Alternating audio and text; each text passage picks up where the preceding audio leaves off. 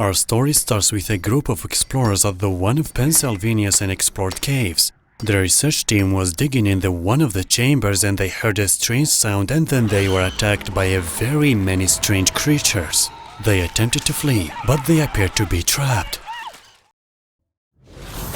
The Silence 2019.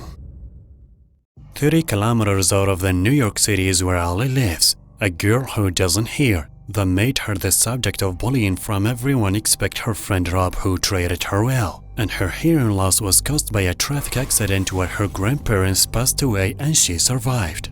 She can talk and communicate in writing, so she communicates with her friend constantly by DMS.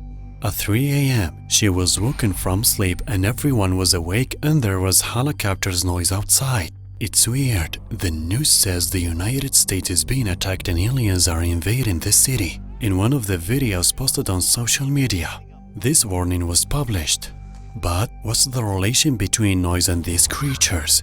The National Guard told people to stay home and keep quiet, as these creatures are sound sensitive and were buried millions of years ago and accidentally brought out by these explorers. They decided to move away from the city, being the noisiest and most vulnerable to attacks. So they went somewhere else quieter. The downtown seems to get out of control. Inside the train, this lady's baby started to cry. So the passengers decided to throw her off the train. So she was attacked and died with her baby. Their daughter wanted to take the dog to pee, so she got out of the car. But this strange man pointed a gun at them and asked to give him the keys to their car. But Glenn shot him in the leg and they managed to leave. The next day, we learned that these creatures were called Vesps, a Spanish name of wasps. They found the road closed, so they decided to go the other way and break through this barrier. But suddenly a herd of deer came out in front of them and Glenn's car overturned. Hugh went to help, but Glenn's leg was stuck and he couldn't get out. They called an ambulance, but there was no answer. He tried to save him but wasn't able to, so he decided to look for a cutter to cut the door and get him out of there. The dog was barking all the time, so those strange creatures attacked them. Glenn fired to keep them away from his friend's family. Those creatures got rid of Glenn, but the dog wouldn't stop barking, so he had to let him leave the car. Hugh got out of the car to take a look outside, but Grandma was coughing. She has asthma and she had to inhale the spray to stop coughing. But the creature attacked the car again. Hugh looked at the creature and found that he couldn't see, but only hear and follow the sounds. So he threw an iron to keep it away and succeeded in doing so. When getting into the car, he told them about it and instructed them not to make sounds, not to even whisper, not to send any messages or whatever. He went to his friend's car and burned it, killing the swarm of Vesps that was following them. They decided to move out. And after a long walk, they found a house. This old lady came to tell them to go, but these creatures heard the noise and attacked her.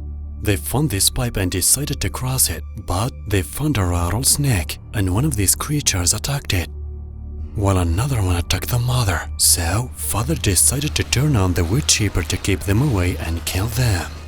After entering the house, they found the mother's leg was deeply wounded. The next day, the wound was inflamed and she needed an antibiotic, otherwise she would not survive. Hugh decided to go get an antibiotic with his daughter. They found this pharmacy. They decided to come in. The place is terrible. Hugh found antibiotics, but when his daughter looked at the bodies, she found them full of these creatures' eggs. One of the eggs hatched. Ali made a noise, so those creatures trapped them. Hugh lit the fire and activated the alarm to distract the Vesps, and they were able to get out safely. They met this priest who asked them to join him, but they refused and followed their path. Ali told her father the BBC said that the areas were invaded by these creatures were very cold areas, so they found many of them dead there. Then this priest came, asked him to join them, but he refused. Try with them, but he always refused. He told them the girl is fertile. He took the gun and told them to leave. What annoying people are. They are smiling like snakes. At night, he heard a voice and went to look. They found this little girl and let her in. The girl doesn't speak and they found that her tongue was cut off and she was carrying a set of cell phones under her and others were stuck in all the windows of the house. All the phones started raining and webs attacked the windows and broke them.